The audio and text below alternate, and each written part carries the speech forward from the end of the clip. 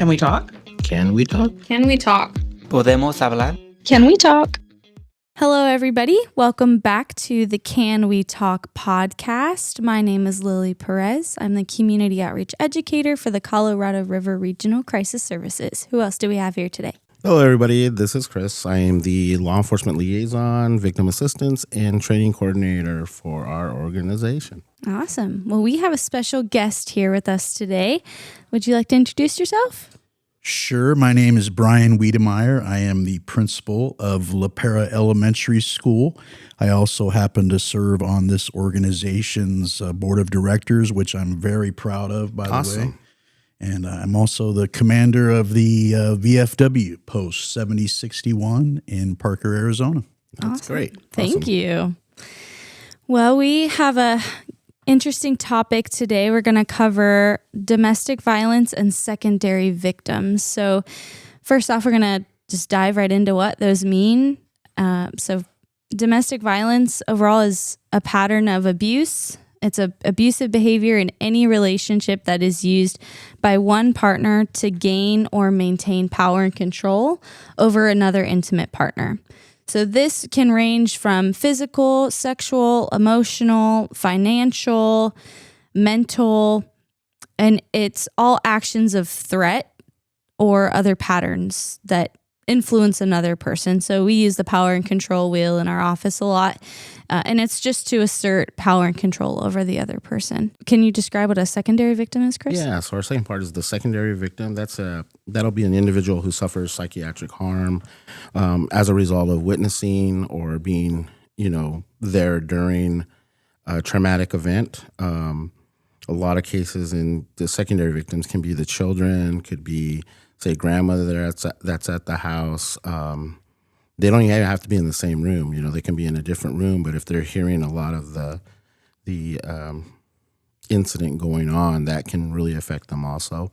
All our secondary victims, like I said, could be family members, friends. So that's kind of a definition that we have for that. And the reason we wanted to pick this topic is a lot of times we see children as a secondary victim of domestic violence, and being that Mr. Wedemeyer is principal of a school, we thought he would be great to talk about his experience with secondary victims and working in the school. So before we go any further, I wanted to ask you how long you've been in Parker. Tell us a little bit about yourself. So I moved to Parker back in 1985. I was a junior in high school. I had never lived here before, but I had visited my grandparents here my whole life since I was a little toddler. And then I ended up moving.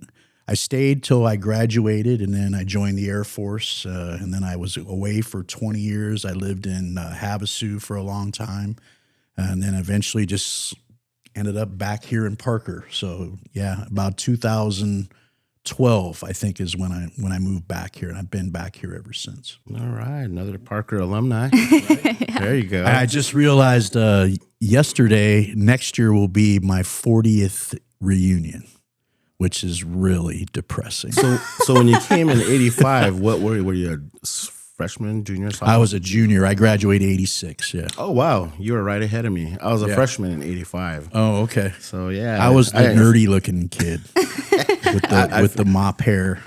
I feel you about that. I always wore a cap, though, so I was all right. Not to make you guys feel old, but I was class of 2018. Oh, gosh. Whatever. We don't want to hear that right now. Right? Well, let's just jump right into it. So as the school principal, now hearing definitions and being on our board, we know you're really well versed in this topic. What signs do you often see in children who might be experiencing domestic violence indirectly, so as a secondary victim? Well, I think, first of all, we really have to understand that, especially in our district, we have a lot of children who are dealing with stuff at home, with trauma, with domestic violence, the works. So when it comes to secondary victims, they are walking our schools every single day. I have to deal with things almost on a daily basis when it comes to the kids. And so as far as the definition goes, yeah, I just think that just like it says here, you get focused on the mom and the dad, but you don't really kind of a lot of people lose focus on there's other people in the house and they're watching and they're listening. And especially children, that can have a really long lasting impact on them, even for the rest of their lives. I mean, I grew up like that. I grew up like that with my mother, and we had to deal with that. So for sure. You know, the other thing, the uniqueness of all too, is that the school you have is on the Colorado River Indian Reservation. Correct. And so there's a lot of what they frame as historical trauma, and there's a lot of families that still continue to deal with those issues, and they kind of just go forward, generation by generation. And, Absolutely. Absolutely. Yeah, it's. But like I said, being there and knowing and being informed with the information that you do have is really helpful to the students down there. So I think it took me, as when you're a young educator and we have to deal with this with new teachers coming in, when you're young, you kind of go with what you know, and you kind of coming in with expectations, and these expectations are what you grew up with, or maybe what your teachers did or what your parents said. And then when you come to, like you said, on the reservation, or you come into this school district, you start to, over the years, start to understand you need to kind of put your expectations aside and really start to get to know the kids and have a relationship with the kids, so you have a better understanding of what they're dealing with at home. Yeah, definitely. Talking about this trauma, what they're witnessing at home, how have you seen it? Have you seen it impact a child's learning or their behaviors in school? Yeah, I see the full spectrum of it. I see there are children that they can get aggressive with other children because that's how they see their parents cope or their uncle cope or whoever. I've seen children get very reserved, isolate themselves away from everybody else. I see some children who really go over the top, being happy about being at school because it's their sanctuary. And we really take a lot of pride at La Pera in terms of making the students feel welcome. So if they have a rough time where they're at, they have a home away from home at La Pera. We always talk about rebel family. I'm always out there greeting them when they come off the bus. The teachers greet them when they come in the classroom. And it's really important that we have that culture at La Pera for sure. So for our listeners that don't necessarily know about La Pera, what is the grade range that you have at the school? We're K through 8. We have about one class per grade level. We're a small school. We are in the Parker district, and we are about 20 miles south of Parker, and we're on the reservation. Yeah, I was telling Lily at one point because I went to La Pera. Yeah. So when I was down in La Pera, because we only lived maybe about a mile and a half away, and I was telling her at one point, I don't know if you still have them, but a lot of the group of the farmers put fencing up, and we used to ride our horses to the school there, and then Very nice. People would drop off bales of hay, and we were able to feed them. And some we didn't wear saddles; we just barebacked it home. And that sounds like fun. That's the way to live. Ride your horse to school. Yeah, it was a good time down there, and so it's that's, like I said, knowing the demographic of the school where you're at and a lot of the open spaces there. It's also very calming down there too. So I hope that kind of helps too. And, yep, for sure. Yep, definitely. And the kids all know each other, so it's not just staff to kids. The kids, they were in kindergarten together, and they're in the same group of kids, and they go all the way to 8th grade together. I've been there long enough where I've watched kindergartners promote when they're in the 8th grade, and it's pretty much, give or take a few students, it's the same group of kids. And so that's also a level of comfort that they have when they come to school, for sure. Yep. I love hearing about the school, definitely in rural Arizona for sure. You mentioned that you really try and foster a second home for the kids at the school and a safe space for the kids. How do you and the school staff create that safe place for the students that may not feel safe at home? Well, I think it just, I could name out different programs that we do. We have PBIS, which is positive behavior interventions and supports. That really promotes a positive culture. We have Capturing Kids' Hearts, where we're trying to get kids to learn about things like empathy and things like that and how to help out other people. So we have certain programs in place, but I think the most important thing is get to know your kids. It's not just about numbers and tests and letters and on all those things. It's have a relationship with your student is probably the most important thing. How do you feel about being on the board that we have here? That's a good question. Yeah, like being on the board, is there a different insight, I guess? Yes. Now being principal as well, being I think that's why I volunteered to be on the board, is so I can bring that other perspective to the discussion. The reason I joined is because my mom, who passed away, I don't know if you guys know, but she was the very first victim advocate for La Paz County courts. Really? When they created that position, she was the first person in that position. So I feel like she would be proud of me right now for doing some of this stuff. Yeah. Yeah, that's great. Yeah. But I really, truly appreciate the work that you guys do. I love that our VFW is doing things with you guys. So we definitely appreciate the partnership as well. Absolutely. I have a question. Just because we talked about how small and tight-knit the school is and in the community, is there any challenges you feel you face with like student safety or privacy? You know, the school is obviously smaller, small, tight-knit community. Let's say there is a student who's dealing with their parents or dealing with domestic violence. Have you had any challenges with student safety in that, or privacy? You know, a kid doesn't want to talk about it, but really the privacy thing is a challenge because a lot of unfortunately, the vast majority of my students do not live with both mom and dad. They live with one of the parents. A lot of them live with grandparents. They live with aunts. They live in foster homes and whatnot. So the challenge is what do I do when I have moms wanting one thing and dad wanting another? And so the way I try to play that is strictly by the book. I need to know who is the guardian that we have in our system, and then I only deal with that guardian. And if the other parent, if they need to have interaction with me and they're not a guardian, then they need to take those steps with the court to make sure that happens. So that keeps me safe, and that keeps the kids safe and keeps the process safe. I'm going to jump right into a follow-up question for this. How would you encourage the staff and teachers at your school to approach this sensitive issue? If a student does come to you with, they say that they're dealing with something at home, how would you encourage staff and teachers to approach that?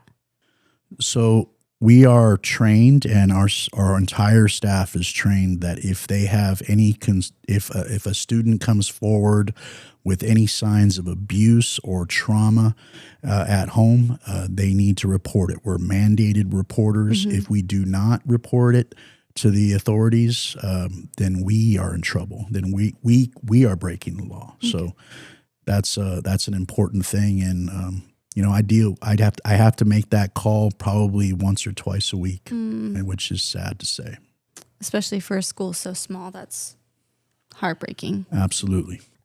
Is there any advice that you would give to the parents, grandparents of these students that want to support the children that are affected by DV? Even if it's not their kids directly, but like their kid's friend that comes and says, I'm having a sleepover at my friend's house, and I tell their parent, I don't want to go home because my parents are going to be fighting. Do you have any advice that you would give to the parents? Yeah, my advice to the parents is to put the kids first. Put the kids first. Your kids, like I said earlier, they're watching, they're listening, they're seeing everything that's going on, and they remember everything. And if you, as parents, it's unfortunate if you guys can't make it work out. That's not the child's fault. Yeah. And you have to put the children first. And if you're in the midst of a separation or a divorce or whatnot, and you can't make it work out, then find a judge or a moderator or somebody to be that neutral party so your kids can see that you put them first rather than taking care of your own interests. Yeah, exactly. I'm going to do a shameless plug for our agency on that and say that's the whole reason we're here. And, come and we have an area for kid to come and sit while if you're wanting services for domestic violence, sexual assault, we have an area for kids to go. We do our best to work with the victims as best as we can. Regardless of circumstance, we meet people where they're at. We do the mobile program where we can meet our victims, and we do our best to help with that. I think a lot of us are guilty, especially if you have kids or you've had kids in the past. We're all guilty of getting into an argument in front of kids when probably not the best time. Those are the moments where we have to say, no, we're not doing this right now. We're going to hold off. We're going to put the kids first, and then we can disagree later. Yeah. And I think at the aspect, even us as an organization too, have to, we had to draw back and look back at ourselves as far as how we are getting information out, basically informing and training the community, the parents on what to look for, how to handle this situation, how to handle that situation, or how to be guided if they need that, So we also we just have one we do at the libraries, which Lily does, is the story time. Yeah, we do this program, which I'm super proud of. It's called Safety Superheroes, and it's a 4-book series all about safe and unsafe touching. So we're introducing to parents and families how to have that conversation with their kids and grandkids on preventing sexual violence. So we talk about everything from consent to unsafe touching to how to say no. These books are great. And throughout this, we've had great feedback, but we've also had feedback of I'm in a domestic violence or sexual assault situation and I didn't realize it, or I think my child has experienced something. And I think it's a great program that we're doing. And it's all, awareness is the first step to preventing violence from happening. In a lot of ways that I like that's geared around for kids is that, we don't, or Lily doesn't, go directly into the touching and no touching zones and things. It's just a story of the stories are built around, saying no, mom and dad are, the mom and dad in this. And then we leave it up to the parents, how to start that conversation, moving with the kids. And then they, as the parents, will, say which is the no zones and things like that. So that's awesome. One of the things that I've noticed is when it comes to the touching and things like that, I notice a lot of times it's not the parents, it's somebody that they've entrusted with the children. Yep. So I guess if that's advice, be really careful about who you leave your kids in custody of at that particular time. Or who you move in. Yeah. Or who you have, stay for a couple of months or whatever. I've noticed that. Yeah. So we're kind of touching on the subject a little bit, and we kind of covered it, but how has your work with children's and families shape the way you think about domestic violence and its ripples effects? I know you talked about you touched a little bit on your mom's story and how that had an impact on you. How have you seen, since the work you've done with kids, shape your view on that? Well, I kind of touched on it earlier. I think what I have done over the years is I've kind of learned to let's understand who this child is before we start unloading discipline and things like that. It's real easy to be in the heat of the moment, and a child might say a cuss word in class, or smack another kid or something like that. And it's real easy to jump on that child and hand out the consequences. Yeah. But you start to understand after a while, you really need to know what that child's going through at that time. Absolutely. 'Cause that really can help shape your thoughts and your opinions about things. I know one thing we talk about is February's Teen Dating Violence Awareness Month, and this previous February, Chris and I went to Fort Mojave and talked to their students that are registered within their tribe. And one thing that Chris touched on that I think is really important is a lot of times is generational abuse, and it becomes common, but it's not traditional. Can you touch on that? Yeah, it was just basically, the thing of, in our tradition, these things were introduced. A lot of the things here, as far as sexual assault, domestic violence, things like that were not known. Yeah. So a lot of the times, like I had told them, in a lot of the tribes too, the women were actually revered and upheld, because they provided children and they helped, and everyone kind of lived in that thing of none of these things existed, and which Right. was a good, and that's kind of what I had told them there. And right now that's what we have to bring back, is that traditional value back into our communities. Absolutely. And I don't think it's gone completely. I think you do see a lot of that Oh, yeah. still, which is really nice to see. Yeah. So I want to switch gears a little bit onto your book, but before I switch book? gears, I don't know what you're talking about. before we switch gears, I want to ask: is there anything that you would like to touch on domestic violence and secondary victims before we change gears? No, I don't. I think that's all I had that I wanted to bring up at that particular time. I'm just really honored to be a part of this organization. And I'm always here to help in any way I can. And I thank you guys, and please thank the rest of the staff for all the hard work they put in. And it's amazing. You guys are making a difference in people's lives. So congratulations for that.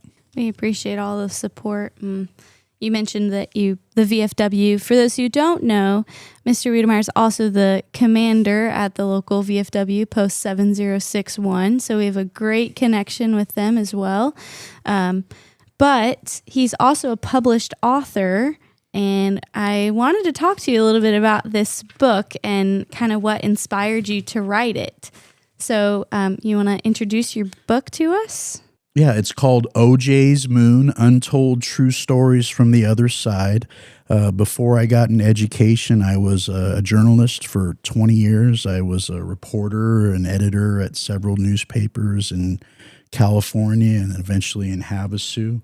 And I thought I had gotten out of the writing business when I was up, doing my principal thing. And I just happened to be watching a documentary on the OJ case, and I was pretty familiar with the case. I remember watching it when I was a sports editor in Clovis, California, and I was watching it up on my TV in the office, and the boss would come in and tell me to knock it off and get to work and all that. I just couldn't stop watching it.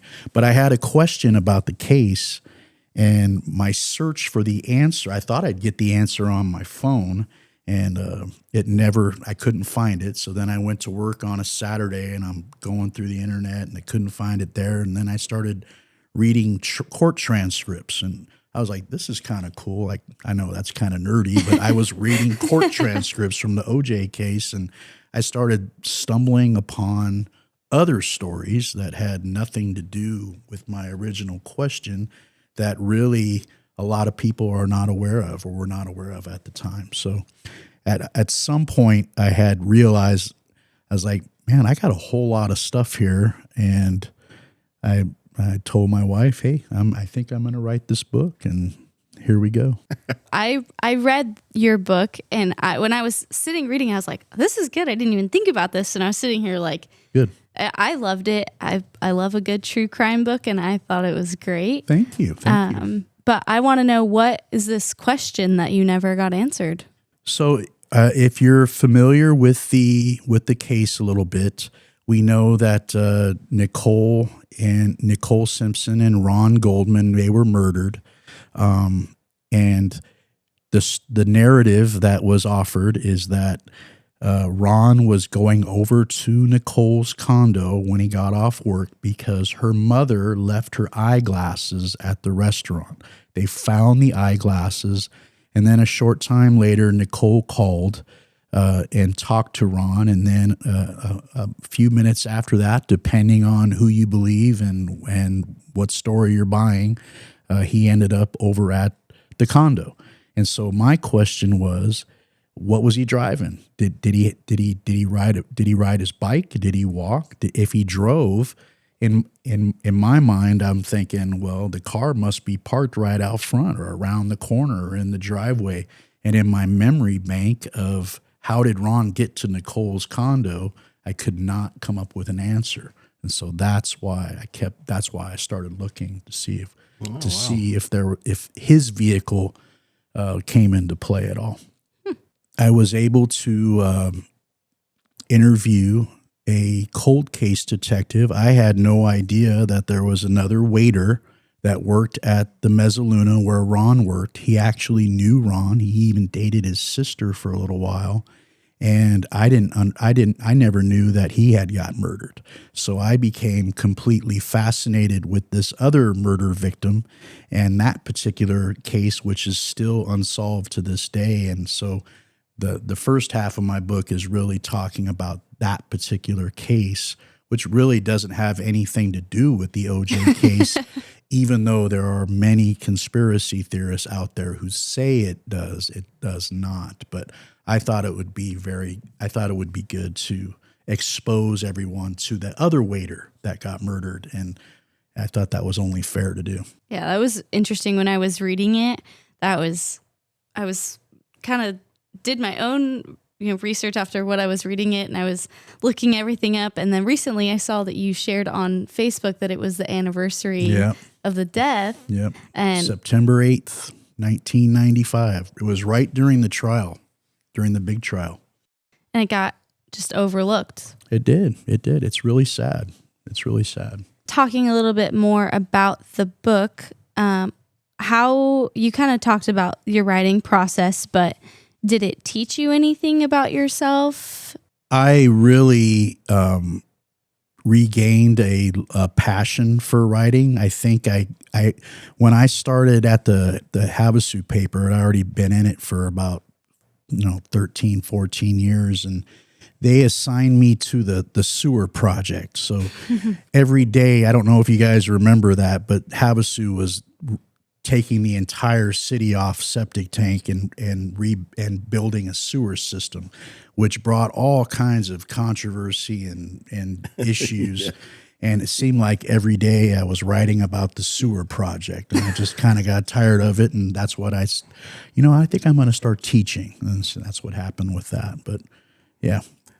Yeah, we were talking about that with up there, and I think I told you I think I told you when we were out someday, and I was like, wow. I said, well, and Havasu was designed by Walt Disney, so they're going to have a lot of how you drive the hills and turns and everything. That's so interesting. Big bowl of spaghetti. That road that's what it feels like driving through Havasu. If you look at it from above, it looks like a big bowl of spaghetti. I wonder how that must have been a nightmare, because I remember all those major washes would run. Mm-hmm. And you couldn't even get into Havasu or get out if you were stuck in there. Yep, for sure. And to redo that whole sewer system on one, that I believe that was a big project. So the book is not directly tied to domestic violence, kind of sideways tied because of the connection to the OJ trial. But what has the response been so far from the readers? Well, one of the things that I think the OJ case, regardless of what you think happened that night or if he did it or he didn't do it, the OJ case itself really put domestic violence at the forefront. When the 911 calls were made public, and you could see that there was things going on behind the scenes at this well-loved person's. I mean, at that time, OJ, everybody loved OJ at that time. He was this statesman, always smiling. He was doing different things on TV, movies, the works. But when you could actually hear him screaming at her and realizing that person we see on TV is not the same person, it really amplified the discussion of domestic violence. And it was only a few months after the murders that they passed the Violence Against Women's Act of 1994.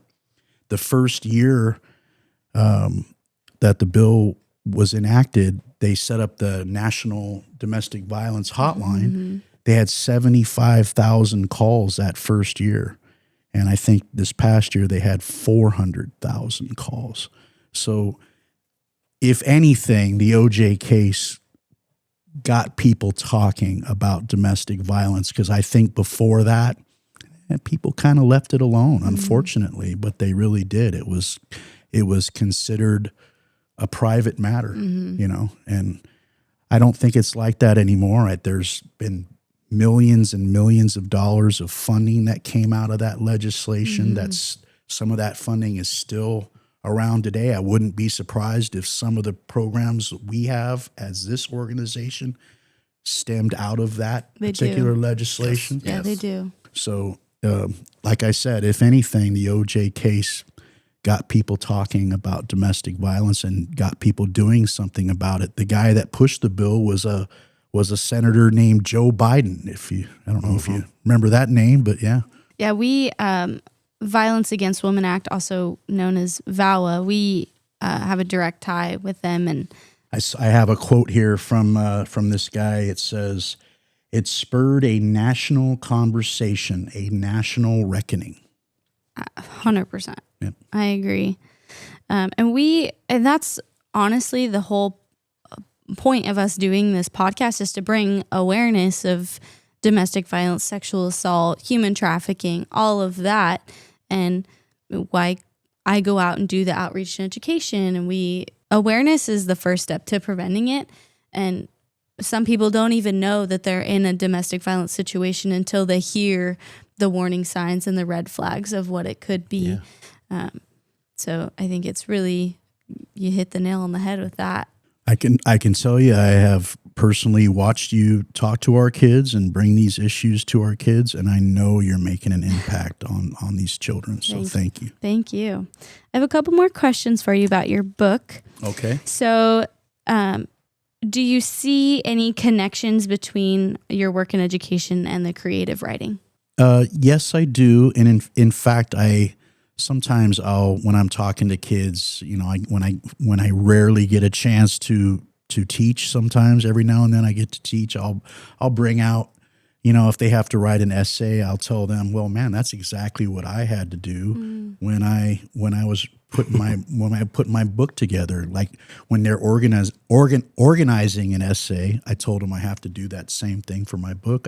Even on my whiteboard today, I still have the first outline that I wrote. I was trying to figure out how am I going to put this into chapters, and I still have it on my whiteboard. Do you do like most journalists? Do you framed your first newspaper story? Oh yeah, I probably have that somewhere. Yeah, there's a lot of them. So when I was reading your book, I felt like I wanted to do like what they do in the detective shows where they have that big cork board and they have the pictures up and tying all the strings to everything. That's what I felt like my head was doing when I was reading your book. Is that kind of what it felt like for you? Yeah. In fact, one of the stories involves Ron's best friend in Las Vegas that very few people are aware of, but he got himself into all kinds of trouble. He got convicted of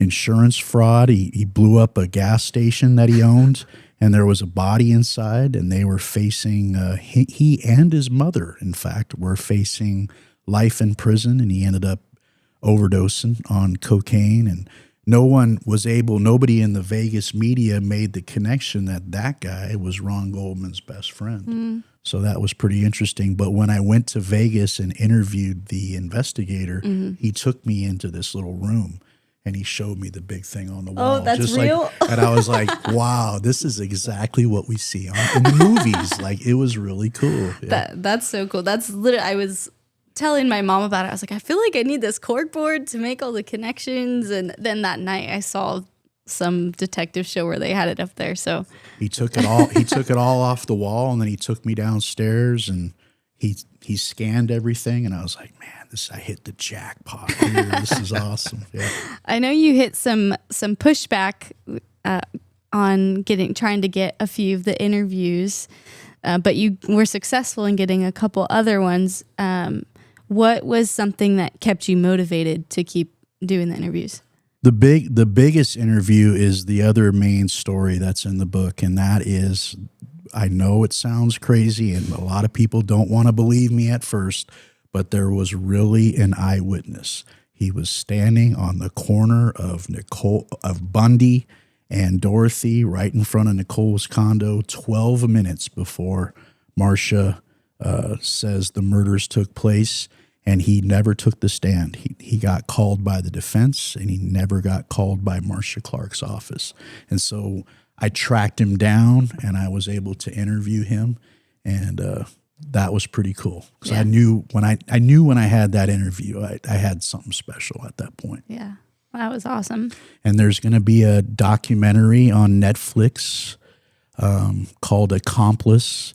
And it has to do with they flew me out to North Carolina and did an interview with me, and it has to do with like what my witness sees that night. So that's awesome. Yeah. So that kind of feeds me into my next question: is what's next for you as an author? Do you have any other projects? What's next? I have a couple in mind, but yeah, I have started kind of. I've been really busy with other stuff, but.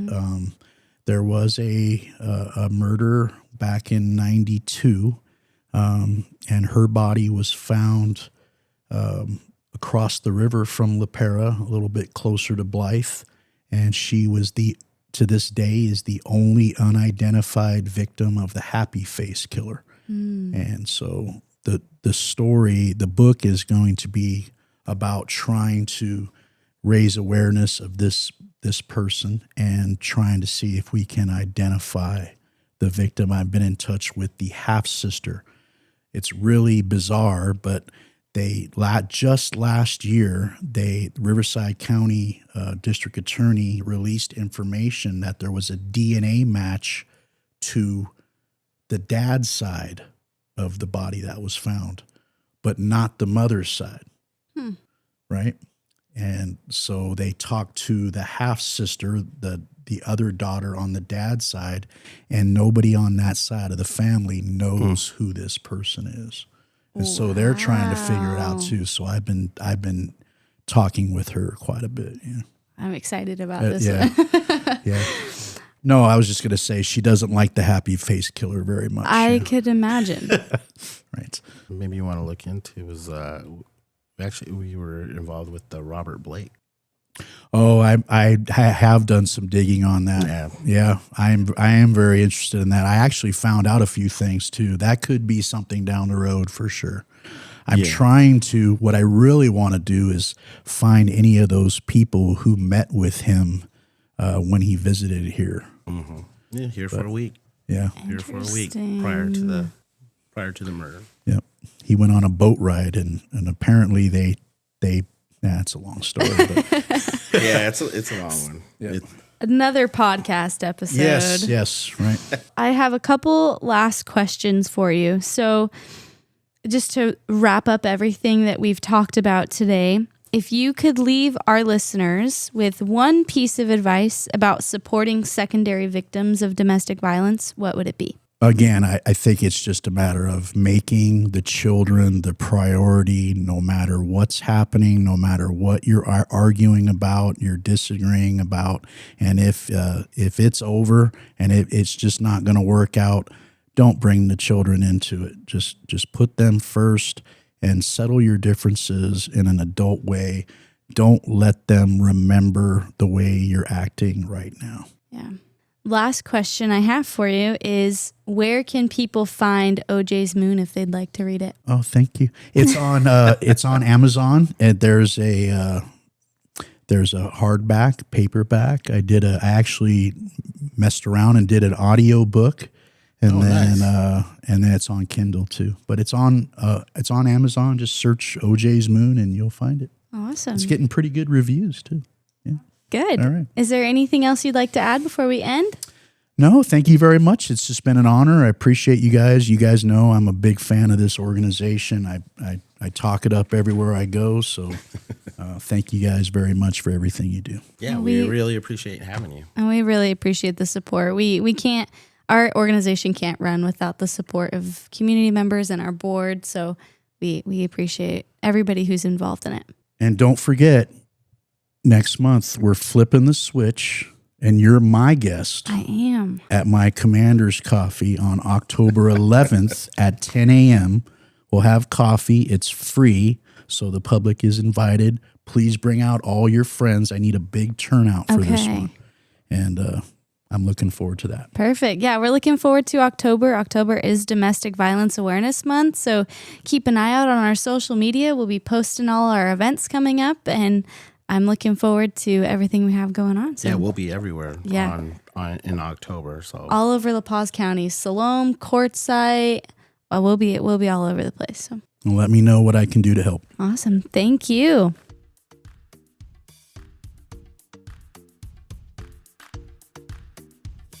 When you're ready to talk, call 888-499-0911. You can also reach out at our website, www.crrcs.com. You can email us at canwetalk@crrcs.com. And you can always follow us on our social medias, Facebook and Instagram. Cuando estés listo para hablar, nos puedes contactar al número 888-499-0911. También por nuestra página a www.crrcs.com, o los puedes contactar en nuestras páginas sociales en Facebook o Instagram.